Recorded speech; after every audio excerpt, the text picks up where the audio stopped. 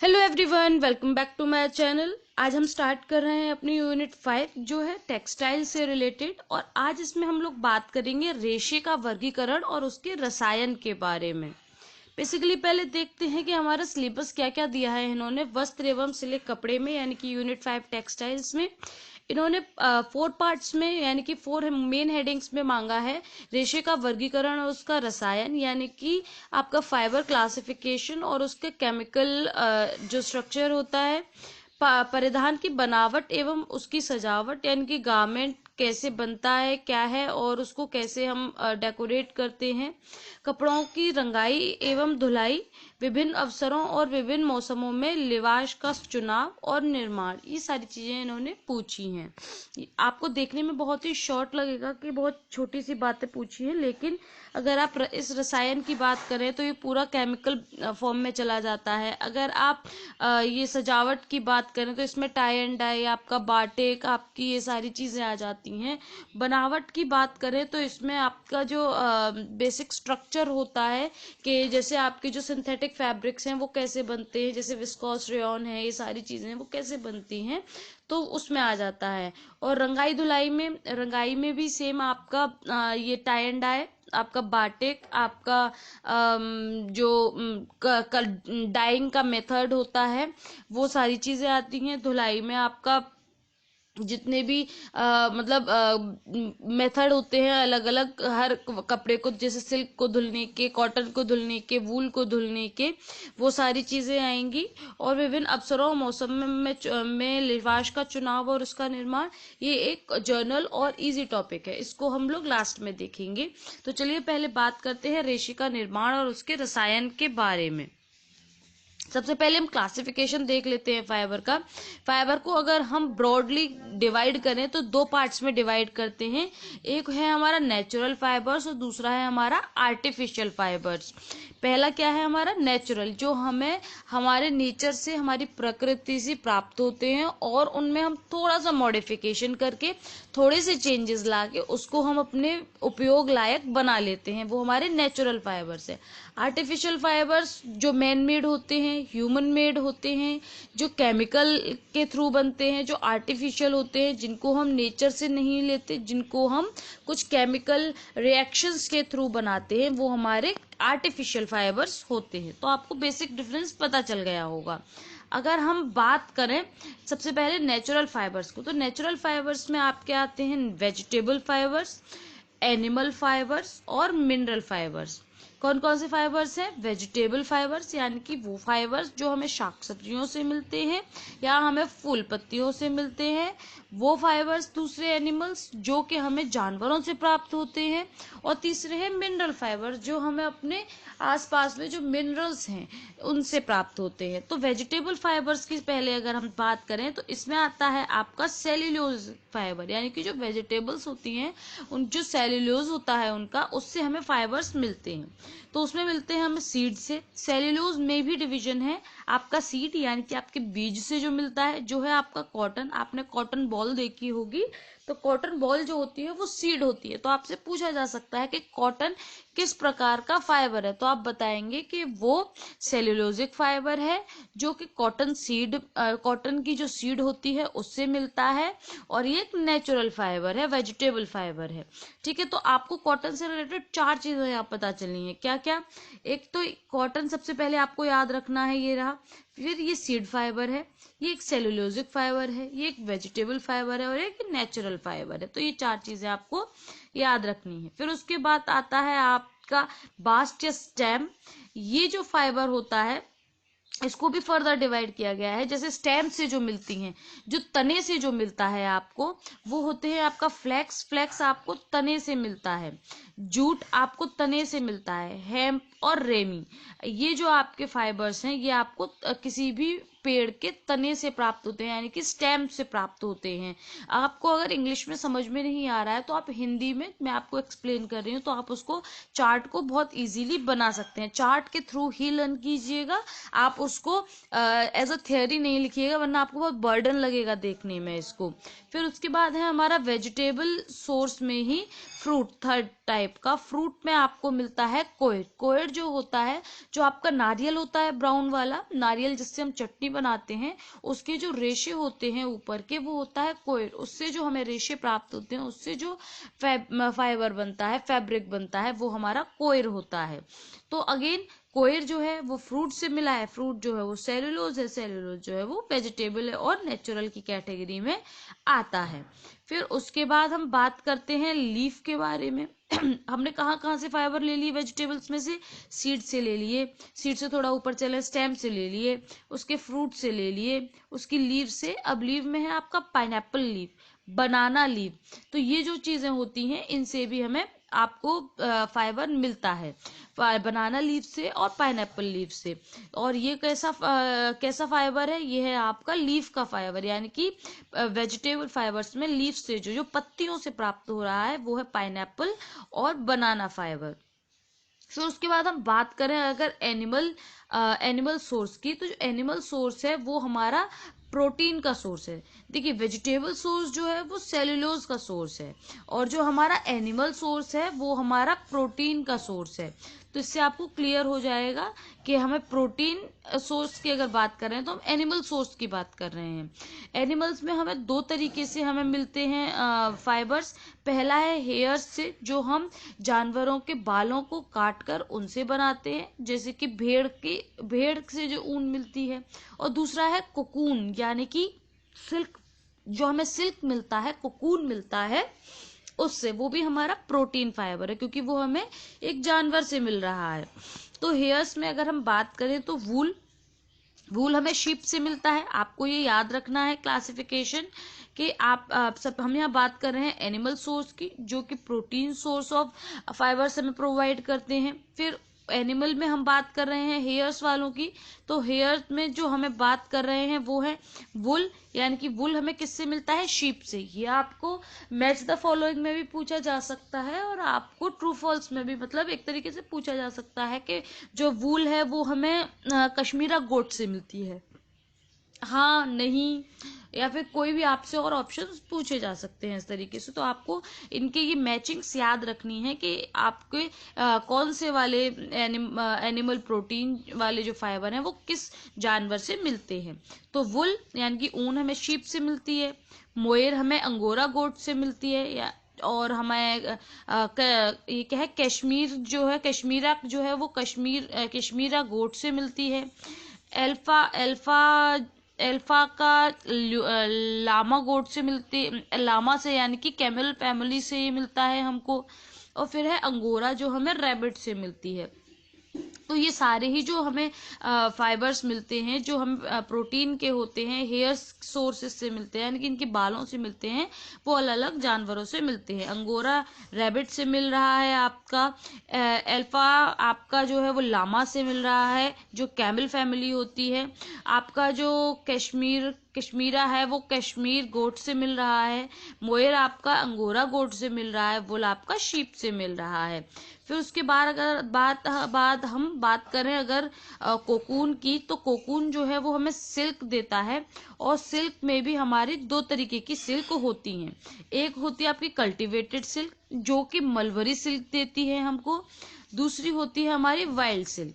Cultivated silk यानी कि जिसको हम सर्कमस्टेंसेस में रखकर, और जिसमें हम पालन करते हैं सिल्क के कीड़े का, और उनको हम उनका पालन करके उनसे सिल्क प्राप्त करते हैं, तो वो हमारी कल्टीवेटेड सिल्क होती है। और वाइल्ड सिल्क वो है जो कि नेचर में अपने आप डेवलप होती है, और फिर हम उसको जाके प्राप्त कर लेते हैं, तो वो हमारी वाइल्ड सिल्क हो जाती है। तो कल्टीवेटेड सिल्क में आपकी मलबरी सिल्क आती है, वाइल्ड सिल्क में आपकी आती है एरी, मूंगा और टशर। आपने बहुत नाम सुना होगा, टशर सिल्क की साड़ी है, ये मूंगा सिल्क की साड़ी है, एरी है आपका ये मलबरी सिल्क है। ये बहुत एक्सपेंसिव होती हैं, और ये आपको एनिमल सोर्स से प्राप्त होती हैं। एनिमल सोर्स में प्रोटीन है, आपको सिल्क कोकून से मिलती है। सिल्क में दो टाइप होते हैं आपका, एक तो कल्टीवेटेड सिल्क और दूसरा वाइल्ड सिल्क। कल्टीवेटेड सिल्क में मलबरी सिल्क मिलेगी आपको, और वाइल्ड सिल्क में एरी, मूंगा एंड टशर मिलती है। तो ये हो गया आपका ये हो गया आपका एनिमल सोर्स। फिर उसके बाद हम बात करते हैं मिनरल्स के बारे में। तो हम मिनरल्स की बात करें तो मिनरल्स में आपका आता है एस्बेस्टस फाइबर, जो केवल मिनरल्स से मिलता है और मिनरल्स में यही आपको देखने को मिलेगा। फिर उसके बाद हम बात करते हैं अपने आर्टिफिशियल क्लासिफिकेशन के बारे में। आर्टिफिशियल जो फाइबर्स होते हैं उनको भी दो पार्ट्स में डिवाइड किया गया है, सिंथेटिक और नॉन सिंथेटिक फाइबर। सिंथेटिक में आपके आते हैं पॉलिएस्टर, टेरिलिन, टेरेनिस और उसके बाद है डेक्रॉन, ये और नायलॉन 6 एक्रिलिक, ये सारे ही आपके सिंथेटिक फाइबर्स में आते हैं। फिर उसके बाद अगर हम बात करें नॉन सिंथेटिक फाइबर्स की या फिर नॉन थर्मोप्लास्टिक फाइबर्स, जो आपके सिंथेटिक फाइबर हैं इन्हें थर्मोप्लास्टिक फाइबर्स भी कहा जाता है। Non synthetic fibres are non thermoplastic fibres. तो इनको हम ये जो है इनमें कुछ नेचुरल फाइबर्स के भी तत्व मतलब ब्लेंड करके बनाए जाते हैं ये। तो इसमें सेलुलोज जो फाइबर्स हैं जिनकी ब्लेंडिंग सेलुलोज के साथ की जाती है वो रीजनरेटेड सेलुलोज भी कहे जाते हैं। और सेलुलोज ईस्टर्स यानी कि दो पार्ट्स में इनको फर्दर डिवाइड किया गया है, सेलुलोज ईस्टर्स और रीजनरेटेड सेलुलोज। और उसके बाद हम बात करते हैं कि रीजनरेटेड सेलुलोज को कितने पार्ट्स में डिवाइड किया गया है। तो वह है विस्कोस रेयॉन, कोप्रामोनियम और नाइट्रोसेल्युलोज। और उसके बाद में जो आपका सेलुलोज ईस्टर्स हैं उसमें आपके दो टाइप्स हैं, एसिटेट और टेरेटेट आपके, ये दो आपके सेलुलोज ईस्टर्स में आते हैं। वहीं आपका जब नॉन सिंथेटिक फाइबर्स में प्रोटीन को ऐड किया जाता है तब आपके बनते हैं वेक्रा और आपका बनता है एडिल, उसके बाद है केरसिन। और जब आपके सोर्स का आप मिसलेनियस जो सोर्सेज होते हैं, मतलब जो चीज़ें जैसे कि ग्लास मिलाया जा रहा है, रबर मिलाया जा रहा है और एलिग्नेट और अदर चीज़ें जब मेटल्स मिलाए जाते हैं तब हमारा मिसलेनियस अलग अलग तरीके के आपके फाइबर्स बनते हैं। तो इस तरीके का ये बहुत बेसिक सा आपको क्लासिफिकेशन है। इसमें अगर आपका कोई क्वेश्चन हो तो आप पूछ सकते हैं। और उसके बाद में हम आपको एक हिंदी का भी आपको एक क्लासिफिकेशन दे देते हैं जिससे आपको प्रॉब्लम ना हो। जिसको प्रॉब्लम हो स्क्रीनशॉट लेके इससे पढ़ सकता है। और इस तरीके से भी आप इस क्लासिफिकेशन को देख सकते हैं। नेचुरल फाइबर्स में वेजिटेबल सोर्स में सीड आपका कॉटन है, लीफ से आपको फ्लैक्स, हेम्प, सेसा, एबेस्का, बनाना, हेनिक्विन, रेमी, सन, कोयर इनसे मिलता है। कोयर को इन्होंने लीफ में ही रखा है लेकिन ये फ्रूट में आता है। तो इस तरीके की क्लासिफिकेशन आपको देखने को कई आपको ऑनलाइन इंटरनेट पर मिल जाएंगे, तो आप चाहे तो चेक कर सकते हैं, पर उसमें इस तरीके की मिस्टेक्स आपको मिल जाएंगी। तो हाँ, फिर हम बात करते हैं फाइबर थ्योरी के बारे में। इसको हम एक प्रीवियस वीडियोस में भी डिस्कस कर चुके हैं जब मैंने टीजीटी की सिलेबस वाइज वीडियोस नहीं बनाई थी, तो उससे पहले जब हम वीडियोस अपलोड कर रहे थे तो उसमें बात कर चुके हैं। पर बेसिकली यहाँ बताना ज़रूरी है क्योंकि हम यहाँ पर सिंथेटिक फाइबर की भी बात कर रहे थे। तो जो बेसिक यूनिट जो होती है हमारी जो फाइबर की, वो होते हैं मोनोमर्स। बहुत सारे मोनोमर्स मिलकर पॉलीमर का निर्माण करते हैं और पॉलीमर्स मिलकर फाइबर का निर्माण करते हैं। जो प्रोसेस ऑफ जॉइनिंग पॉलीमर्स होती है उसे हम पॉलीमराइजेशन कहते हैं। ये हमारी फाइबर थ्योरी है। तो हम अब बात कर लेते हैं रसायन के बारे में। रसायन, अभी तक हमने क्लासिफिकेशन को देख लिया था, अब हम लोग बात करेंगे जो रसायन यानी कि केमिकल स्ट्रक्चर्स के बारे में, केमिकल बॉन्ड्स के बारे में, और बेसिकली ये बने हुए कैसे होते हैं इसके बारे में। तो कॉटन जो है, पहले थोड़ी सी हिस्ट्री देखते हैं हम कॉटन की। जो कॉटन है उसका ओरिजिन कहाँ हुआ था, ऐसे क्वेश्चन आपसे पूछे जाते हैं कि सिल्क का ओरिजिन कहाँ हुआ था, कॉटन का ओरिजिन कहाँ हुआ था। तो कॉटन का ओरिजिन तो इंडिया में हुआ था और जो सिल्क है उसका ओरिजिन चाइना में हुआ था। यानी कि कहाँ से इसका उद्भव हुआ है, कहाँ से इसका विकास हुआ है। कॉटन को इंडिया में विकसित किया गया था वहाँ 5000 बीसी, मतलब बीसी अगो, इस 5000 बीसी अगो इसको विकसित किया गया था, तब यह इसके बारे में जानकारी प्राप्त हुई थी। इसका जो मेन सेंटर है वो अमेरिका, इंडिया और इजिप्ट है। जब आपको कॉटन को अगर उगाना है, क्योंकि ये नेचुरल फाइबर है और ये आपको प्लांट सोर्स से मिलता है, तो आपको इसके लिए ब्लैक सॉइल यानी कि काली मिट्टी की जरूरत पड़ती है। आपका वेदर यानी कि जो आपका मौसम है वो ट्रॉपिकल क्लाइमेट होना चाहिए, और आपका जो रेनफॉल है यानी कि बारिश की जो रेनफॉल की जो मात्रा है वो 12 से 15 इंचेस होनी चाहिए। मतलब इतनी बारिश जब पड़ेगी तब आपको जो कॉटन है आप उसको उगा सकते हैं। फिर उसके बाद इसकी मैन्युफैक्चरिंग प्रोसेस क्या होती है, मतलब अगर हमने कॉटन को उगा भी लिया, हमारे पास कॉटन अब बॉल्स हैं, अब उसकी प्रोसेसिंग कैसी होगी और किसको कैसे एक धागे में बनाया जाएगा। तो इसके लिए हम क्या करते हैं, सबसे पहले गैदरिंग ऑफ कॉटन बॉल्स यानी कि जो कॉटन की बॉल्स हैं उनको इकट्ठा करते हैं। फिर हम करते हैं गिनिंग यानी कि सीड से फाइबर्स को अलग करना। जो आपकी कॉटन बॉल होती है उसमें से आपके जो फाइबर्स होते हैं व्हाइट कलर के उनको निकालना। फिर है ओपनिंग, उनको खोलना, कार्डिंग, कॉम्बिंग और ड्राइंग। ये सारी ही प्रोसेस मैं अपनी प्रीवियस वीडियो में समझा चुकी हूँ। रोविंग और स्पिनिंग आपने अगर वो सब नहीं देखा है तो पहले आप वो जाके चेक कर लीजिए, जिससे आपको ये प्रोसेस समझ आ जाएगी। क्योंकि अगेन मैंने यहाँ ये सारी चीजें समझाई तो वीडियो एक्सट्रीमली लेंदी हो जाएगी, और क्योंकि हम इसको पहले समझा चुके हैं तो आप प्रीवियस वीडियो पर जाकर इसको चेक कर सकते हैं कि ये प्रोसेस में कैसे वर्क करते हैं। मैंने वहाँ विद डायग्राम आपको चीजें समझाई हुई हैं। फिर उसके बाद आता है इसका माइक्रोस्कोपिक स्ट्रक्चर। तो हमारी जो कॉटन है, कॉटन को अगर हम माइक्रोस्कोप में रखकर देखें तो इसमें आपको रिबन लाइक स्ट्रक्चर देखने को मिलेगा, जैसा कि आप ये देख सकते हैं, और कॉन्वोल्यूशंस मिलते हैं यानी कि आपके ये जो घुमाव होते हैं ये आपको देखने को मिलेंगे, और ये एक रिबन के जैसे दिखाई देते हैं, और आपके ये किडनी बीम के जैसे शेप की नजर आते हैं। इसकी जो मिनिमम लेंथ होती है वो हाफ इंचेस होती है, और अगर मैक्सिमम बात करें तो ये 2.5 इंची तक का आपको इसमें फाइबर देखने को मिल जाएगा। आपके जो नेचुरल कलर्स है, नेचुरल कलर्स में आपको कॉटन क्रीम कलर में, ग्रे कलर में और ऑफ वाइट कलर में देखने को मिलेगा। उसके बाद तो इसको किसी भी कलर में डाई किया जा सकता है। अगर हम इसको और इसकी थोड़ी केमिकल और उस वे में बात करें तो इसको हम प्लांट से इसके जो सोर्सेज हैं, मतलब तो इसको हम ले सकते हैं, नेचुरल सोर्स है से लेते हैं जो कि हमारा सेल्यूलोज है, सीड से मिलता है, सेल्यूलर होता है ये, और स्टेपल फाइबर्स होते हैं। अब फाइबर्स भी दो टाइप के होते हैं, देखिए स्टेपल फाइबर होते हैं और आपका फिलामेंट्स होते हैं। स्टेपल फाइबर्स जो कि छोटे होते हैं, ये अधिकतर नहीं 100% आपके जो स्टेपल फाइबर्स होते हैं वो आपके नेचुरल होते हैं। जो फिलामेंट्स होते हैं वो आपके आर्टिफिशियल होते हैं। लेकिन आपका एक नेचुरल फिलामेंट भी होता है जो है सिल्क, जो कि बहुत लंबा होता है और जो कि छोटा नहीं होता साइज में। देखिए यहाँ आपने इसका साइज देखा था तो ये छोटा था, तो इसीलिए ये स्टेपल फाइबर है। तो ये स्टेपल फाइबर होता है। लेंथ टू ब्रीथ रेशियो है इसका, यानी कि इसका रेशियो जो होता है वो 6,000:1 लॉन्गेस्ट और 3,350:1 शॉर्टेस्ट होता है। इसका माइक्रोस्कोपिक अगर व्यू देखेंगे हम तो ये ट्विस्टेड रिबन के जैसे दिखाई देता है, जैसे कि ये आपने देखा था, और इसमें 16 कॉन्वोल्यूशंस पर सेंटीमीटर आपको देखने को मिलेंगे, यानी कि 1 सेंटीमीटर में 16 इस तरीके के आपके इसमें घुमाव देखने को मिलेंगे।